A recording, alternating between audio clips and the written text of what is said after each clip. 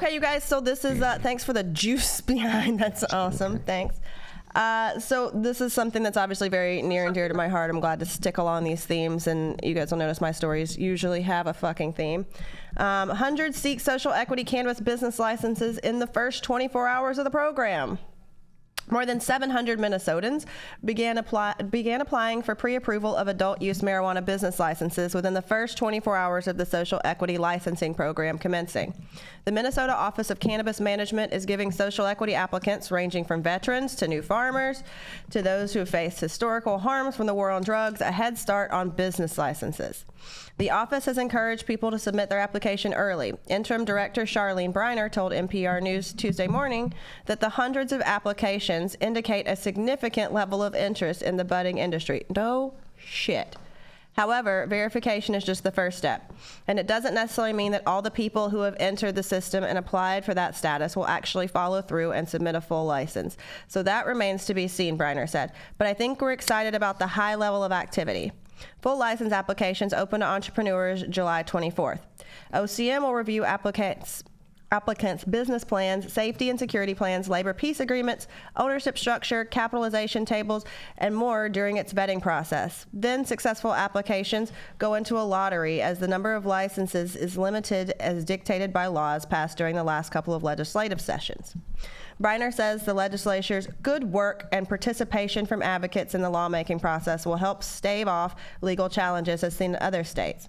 In addition to buyouts by large entities of social equity business owners who lacked capital to sustain their companies.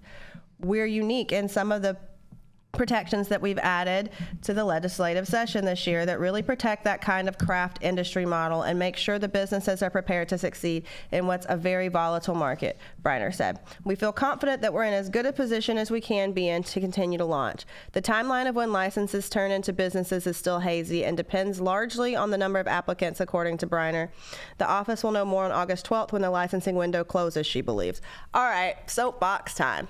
First of all, I would love to see these protections and how you're going to enforce them, because I guarantee you if I go down that list of 700, one of these groups who's like, let me come get you an expungement, send me all your charge information, send me your name and your location and all this shit, so that one day I can jump on your license and write something in and I own a portion of it. Or some of these people who are like, did you know that your neighborhood was affected by the war on drugs and you too can have a cannabis license? I don't feel like I want to read it. I want to read it before I completely, gross and disgusting, and shame the fuck on all of you. This is a beautiful opportunity. Cannabis is a unique industry in that we could see actual restorative justice, but we don't, because there are all kinds of people who own social equity licenses that shouldn't. I'm so sorry. It makes me sick, and trying to get these operators into a position where they actually get to operate and own their own businesses that were slated for them is something that makes me want to like literally punch people in their face. So I want to see exactly what these little safe holds they've put into place are, because Jesus and the baby. Jesus and the baby. Man. Jenny's going to be punching, Jenny's punching people in the face, giving them black eyes, apparently. Hey, allegedly. Not apparently. Yeah, no, allegedly. Definitely. That's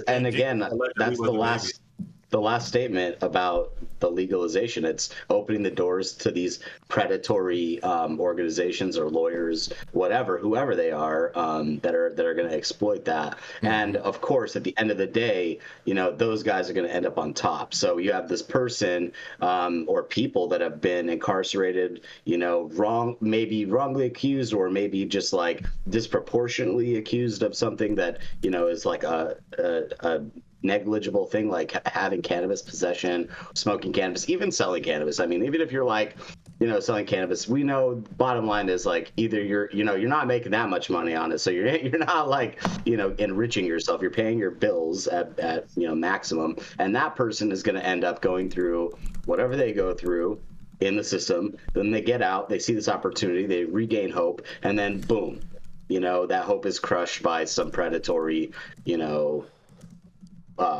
selfish, greedy organization that wants to, benefit off of that pain and suffering from someone. It is distasteful completely. There should be a more of an emphasis on like having those people more in charge of their own destinies. But we all know that the financial burden and the barrier of entry is so high that it's impossible for those people to gather the money to do it. It's like impossible for me to do it. So it's like, especially that, right? But unfortunately, that's where it is today. So yeah, when I say things like fuck the adult use recreational cannabis situation and all with all of these laws and rulemaking processes, it's because this is what ends up happening, and this is just one more reason why after all these years. Oh, shit, Jay, come on, bro.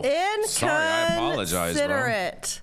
I apologize. Two damn phones. It's programmed to be on Do Not Disturb, so I apologize. We My all bad. got multiple phones. But I'm going to wrap that up. I think everyone gets my point. Yeah. No, Saman, I agree with you completely, and I think that the capital issue, like, look, LA in its little epicenter has more money and more commerce than probably the entire state of Colorado. So why the fuck is Colorado giving more money and grants out to social equity applicants? Maybe we could pull some back from some of these regulators that really like having that very high fucking salary to do absolutely dick all and try to skull fuck a way to figure out this application process. Why don't we scale something back and put it into the programs that's supposed to support?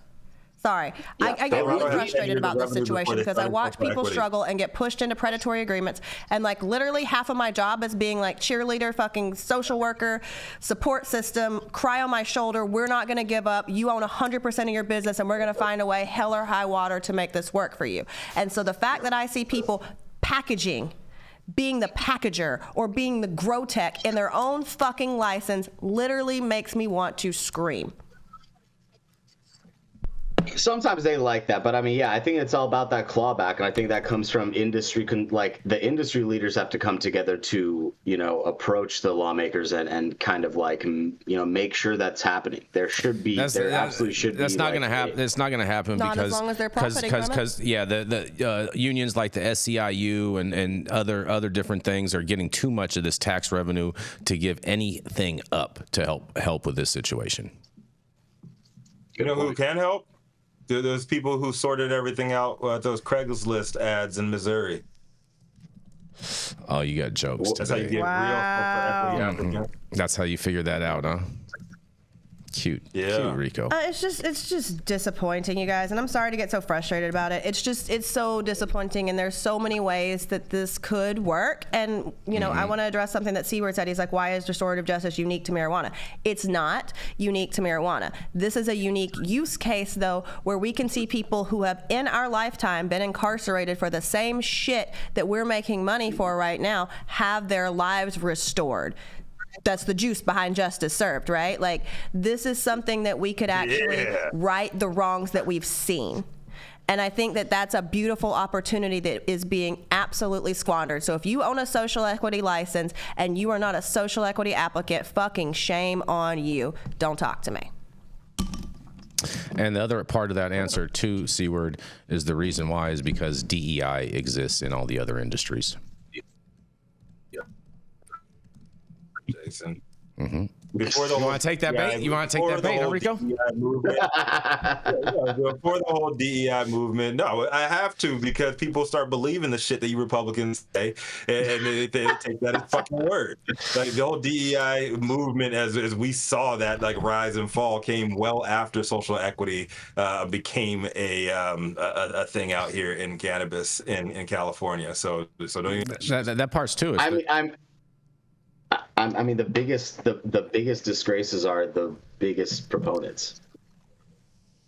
That's like the ones that are going to be fighting and championing for those, like whatever, those people that are trying to include, end up being the biggest predators of them all. Because at the end of the day, what's worse than somebody who's been through the ringer and the gauntlet to just come to the doorstep of someone that's going to help them, and then we see what that help does.